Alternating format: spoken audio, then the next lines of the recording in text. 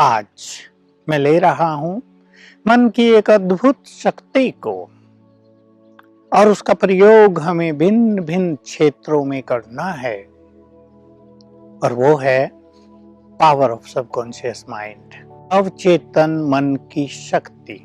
इसको अर्धचेतन मन भी कहते हैं और संस्कृत में प्राचीन काल से हमारे ग्रंथों में एक शब्द का प्रयोग किया गया है, वो है चित्त। चित्त को बहुत लोग डिफाइन नहीं कर पाए, क्लियर भी नहीं कर पाए, लेकिन अगर आप इस तरह इसको समझेंगे कि चित्त सबकॉन्शियस माइंड का ही दूसरा नाम है तो आपको बहुत अच्छी तरह क्लियर हो जाएंगी। शास्त्र ग्रंथों में लिखी हुई बहुत सारी बातें, योग दर्शन की बहुत सारी बातें, जो भारत की प्राचीन पद्धति है उसमें ये शब्द बहुत ही प्रचलित हुआ था। चित्त की वृत्तियों को शुद्ध करो, शांत करो, अपने चित्त में चैन लाओ, चित्त को ये करो वो करो। तो ये हमारा सबकॉन्शियस माइंड है। सभी भाई बहनों की जानकारी के लिए मैं थोड़ा सा एक्सप्लेन कर देना चाहता हूँ क्या होता है ये सबकॉन्शियस माइंड। ये माइंड ही है, ये मन है, ये मन का ही कार्य करने का एक तरीका है। हम सभी आत्माएं हैं। चलें हम इस गुह्य ज्ञान की ओर। हम ये देह नहीं हैं। हर देह में एक एक आत्मा है, अलग अलग आत्मा है। आत्मा की 3 शक्तियां हैं, मन, बुद्धि और संस्कार। तो आत्मा में मन है पावर ऑफ थॉट और बुद्धि है power of wisdom, power of inculcation, धारणा की शक्ति जिसमें हम सब कुछ धारण करते हैं और जिसमें हम ज्ञान भरते हैं, विवेक को अपने में समाते हैं, वो है हमारी बुद्धि। और संस्कार हमारी जो आदतें हैं, हमारी जो हैबिट्स बन गई हैं। तो ये मन, ये पावर ऑफ थॉट है। मनुष्य की शक्ति मन में ही रहती है। शक्ति का वास मनुष्य का मन है। मन जिसका जितना पावरफुल, वो मनुष्य उतना पावरफुल। और हम जानते हैं तन बहुत पावरफुल हो लेकिन मन बहुत कमजोर हो तो वो व्यक्ति न सफल होता, कोई भी उसको पावरफुल कहेगा नहीं, कहेगा मोटा ताजा तो है पर है बड़ा कमजोर। तो शक्ति का वास मन में है। अब इस मन को देखिए, मन तो हम सदा ही यूज कर रहे हैं। हर पल कोई ऐसा क्षण नहीं जब हमारा मन चल न रहा हो। मन से वाइब्रेशंस निकल रहे हैं, तरंगे फैल रही हैं, उससे वातावरण बन रहा है, हमारे शरीर में उसकी एनर्जी फैल रही है, हमारे चारों ओर ऑरा बन रहा है। इसकी हम चर्चा कराए हैं। मन को मनोवैज्ञानिकों ने 3 हिस्सों में बांट दिया था। उसके कार्य करने के ये 3 तरीके, कॉन्शियस माइंड, चेतन मन, यानी जिससे हम सारा दिन सोच विचार कर रहे हैं उसको हम चेतन मन कहते हैं, कॉन्शियस माइंड। और एक ऐसा भी मन है जो अचेतन मन है, जो कार्य नहीं कर रहा है, डेड पड़ा है, डोरमेंट फॉर्म में है, उसको अनकॉन्शियस माइंड कह दिया है।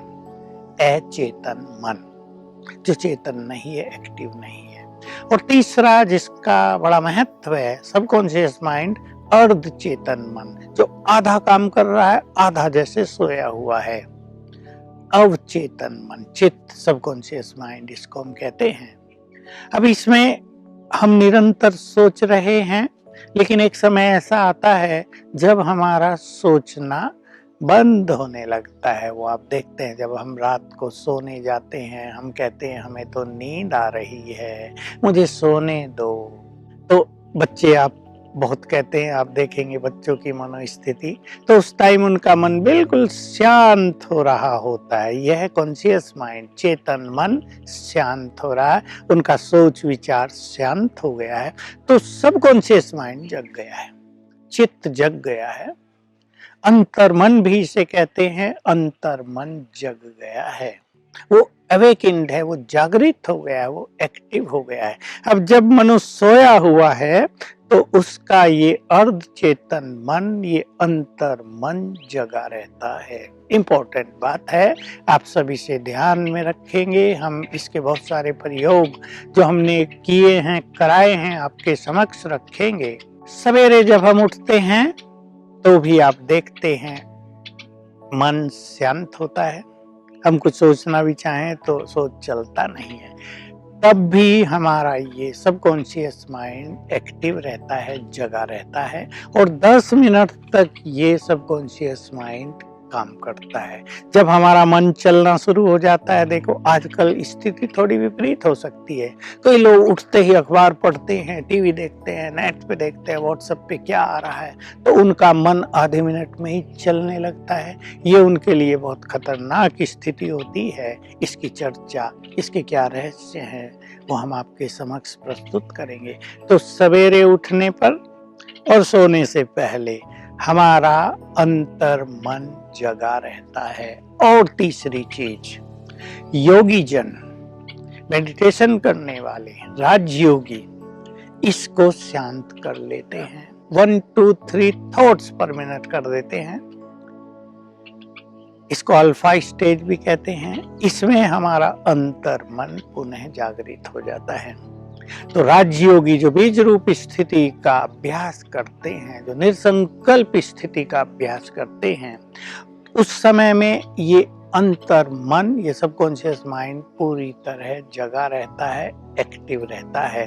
तो इसको हमें ध्यान रखना है। जब हमारा अंतर मन जगा है, तब हम इसको जो संकल्प देंगे वो कमांड के रूप में स्वीकार कर लेगा। विजन जो देंगे उसको स्वीकार कर लेगा और उस पर वो बहुत तेजी से काम करने लगता है। बहुत इंपॉर्टेंट बात यह है कि हमारे मन की शक्ति का 90% हमारे अंतर मन में रहता है, सबकॉन्शियस माइंड में रहता है।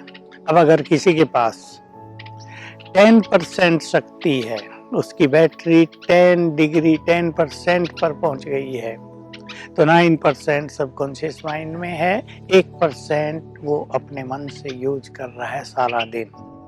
अगर किसी के पास 90% शक्ति है मन की, तो आप समझ सकते हैं 80 से अबोव उसके सबकॉन्शियस माइंड में है और 10 से थोड़ा कम उसके कॉन्शियस माइंड में रहती है। तो हमारा सबकॉन्शियस माइंड मोस्ट पावरफुल है। हम इसको जितने सुंदर विचार देंगे, जितने सुंदर कमांड देंगे, ये शक्ति हमारे जीवन को महान बनाने लगेगी। ये शक्ति हम सबके पास है। पर इसमें एक इम्पोर्टेंट बात जो मुझे सबके समक्ष रखनी है, बुद्धिमान लोगों के समक्ष, मेडिकल साइंटिस्ट के समक्ष, बड़े बड़े साइकोलॉजिस्ट के समक्ष, कि मनुष्य के मन की शक्ति का ह्रास दिनों दिन होता आया है।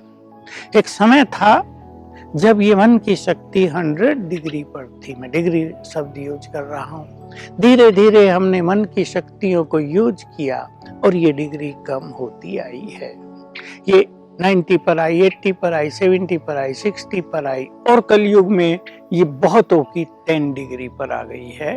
और बहुत लोग जो व्यर्थ विचारों में ज्यादा रह रहे हैं, उनकी ये शक्ति तेजी से नष्ट होती जाती है। ये ऐसा नहीं कि एक दिन में नष्ट हो जाती है, इसमें सालों साल लगते हैं नष्ट होने में। ये बहुत स्लो गति से नष्ट होती है, यूज होती है। इस पर हम बहुत ज्यादा ध्यान देंगे। मैं जिस चीज पर आपका विशेष ध्यान दिलाना चाहता था कि जितनी शक्ति माइंड में होती है, उतनी शक्ति मनुष्य के ब्रेन में भी होती है। माइंड और ब्रेन, बुद्धि और ब्रेन दोनों मिलकर काम करते हैं। इस पर हम पुनः आपके समक्ष कुछ चर्चा प्रस्तुत करेंगे। तो हम अपने को बहुत पावरफुल बनाएंगे, अपने सबकॉन्शियस माइंड की शक्ति को यूज करेंगे। इससे अपने भविष्य को भी सुंदर बनाएंगे, संबंधों को भी मधुर करेंगे, वर्तमान को भी श्रेष्ठ करेंगे और जीवन की यात्रा का संपूर्ण आनंद लेंगे। ओम शांति।